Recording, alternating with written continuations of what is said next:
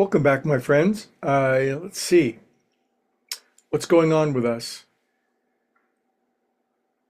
I thought I might speak of just tell a little story. So I did have a wonderful opportunity, a sudden flash mob family reunion get together, and I drove down on Saturday and drove back up on Sunday. A bit of a whirlwind, and I got to see so many nieces and nephews, remaining siblings, some grandkids.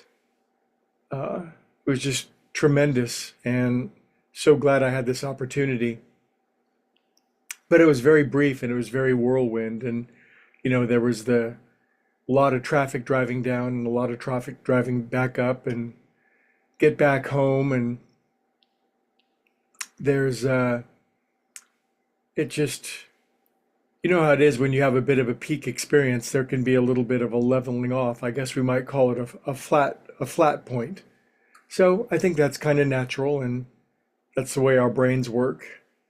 And then I was completely exhausted. I didn't sleep well last night, sleeping in a foreign environment, and I was really looking forward to a good night's sleep, and because my sleep situation is perfect the way I have it arranged. And so I get my bed all set up, and then I notice like a big old wet spot on the floor. And I'm like, what the hell? So it's like, what is this? What's all this moisture on the floor? And it had completely soaked my one and only pillow that I've had, I think, for decades. It's the only one that works for me. And my pillow was soaked. And I'm like, I could feel my mood collapsing a little bit.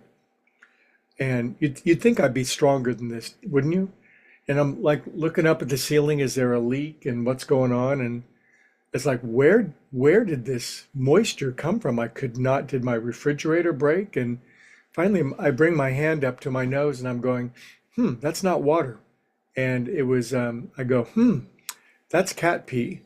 And I was so pissed because, I've got plenty of cat boxes set up, and my beautiful cat, my wonderful smart cat, has never done anything like that. And now he's drenched my mattress and my favorite pillow. And so my mood was beginning to collapse a little bit. So I got I got angry with my cat. Of course, I didn't. I hollered at him. We had strong words, and I love my cat, and I didn't hurt him. But then I was I was kind of looking at my door that connects one room to another room, and I realized his little cat door had collapsed shut, and it had locked into position, and he wasn't able to get out of my room. So then I just feel like the world's biggest piece of shit that's ever been on the planet, and guilt, and I apologized to him, of course, and cats or animals are different, but my guilt was my own. So anyway, I try to go to sleep, but I don't have my pillow.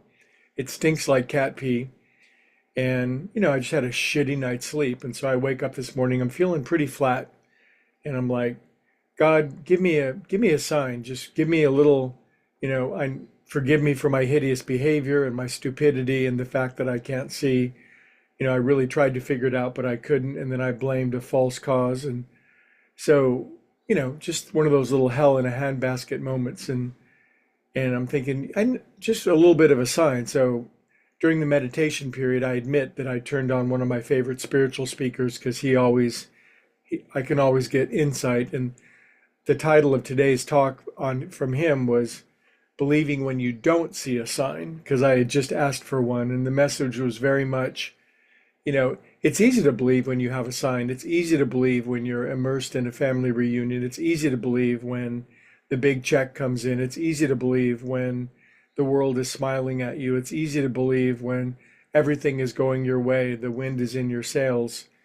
But, the challenge, it seems, is to believe without a sign, with no sign. And so I really took that to heart, and just to remind myself, and maybe this resonates with you, if things seem a little flat, if they seem a little depressed, if it seems like nothing's really going our way, or everybody else is having all the fun in the world, or God, where's mine? Just this underlying remembrance that to believe and to trust when we don't see it, and to realize what a small picture of reality that I see, and that things are always working behind the scenes. And this is always when the greatest faith is built, is when the obvious evidence is not there. If we were solely dependent upon evidence to keep our faith, we would never come anywhere near close to our potential and what it is that we're here to do. So I got my lesson. Didn't really like it so much. I'll be smelling some cat pee for a while as my penance.